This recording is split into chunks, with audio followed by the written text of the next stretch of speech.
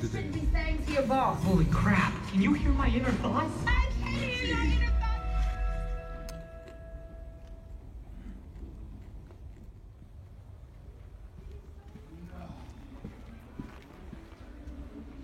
Alright guys, so I did go see The Upside, and I only just heard of this movie maybe 2 months ago. Not a movie that was exactly on my radar, and I actually just saw the trailer for this movie just last week when I saw Vice. But I did see the poster for this movie in my theater's hallway, and I saw it was a Kevin Hart movie, and I was like, interesting, but I don't know. And you know, the movie is getting some buzz around right now.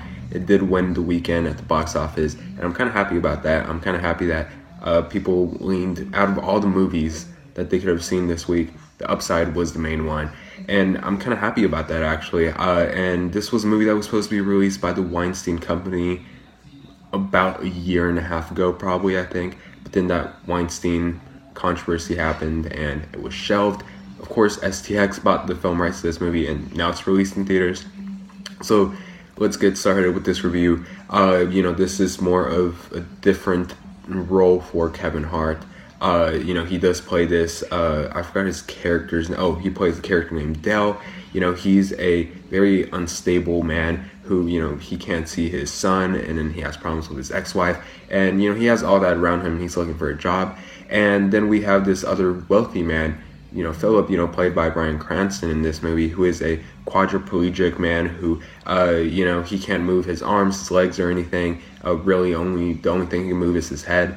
And Kevin Hart is basically hired to take care of this man. And, you know, this he's a wealthy man. He's a billionaire. And for Kevin Hart, this becomes a job. At first, it's more of a task, but then it becomes more of, you know, he starts to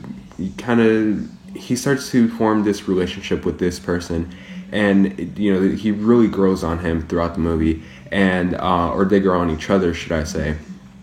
And you know, the movie, it's very sweet. It's honestly, this movie was also as charming as The Dog's Way Home was, as I mentioned in my last review.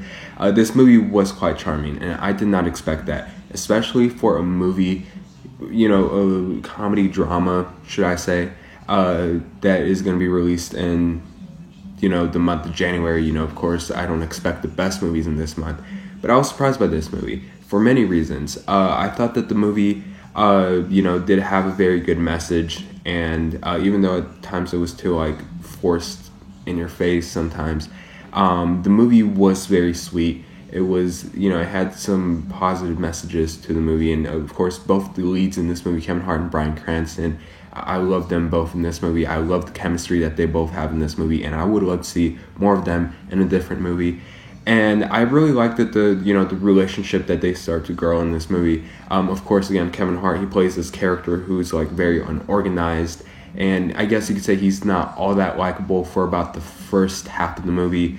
But then along the movie, as you know, as the movie goes, his character does change, and you do enjoy his character a lot more. And Bryan Cranston, you know, he's that character that, even though he knows that, you know, Kevin Hart's character isn't perfect for the job, he's like that character who just kind of has like faith for him, and he's just kind of cheering him on throughout the movie. And that's what I really like about this movie, the relationship between both characters. I thought it worked very good in this movie. The movie does tend to be melodramatic at times, especially the last 25 minutes of the movie. The movie does take this too much of a dramatic turn, and it's a little too dramatic at points. Even though it does work, again, it's just a little too extra for what it was trying to be. But the movie is also pretty funny at points. There's some really, you know, gut-punching type comedy in this movie that was actually really that funny, and some comedy that doesn't exactly land all the way. You know, I was entertained by this movie. I don't know what else I could say about this movie except that I did have a pretty good time, and I don't see where all the negative responses towards this movie is going. I think that most of the negative reviews of this movie are towards Kevin Hart, since Kevin Hart does have some controversy from tweets from 10 years ago. And that's another reason why he actually dropped out of hosting this year's Oscars, because of some tweets that he made 10 years ago. And, I'm not going to put, a movie, or not even, the person, even though he did make the mistake of tweeting those things 10 years ago. People change. It's been 10 years.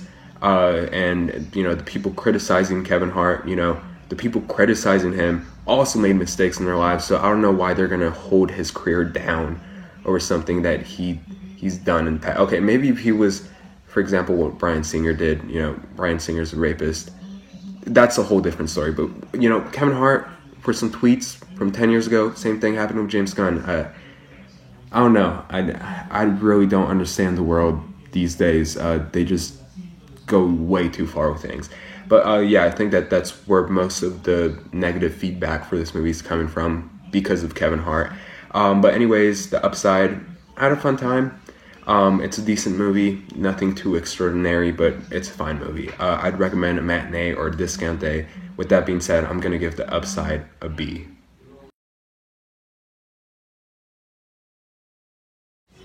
I just realized the day that I saw this movie that this movie is a remake to a 2011 French film called The Untouchables.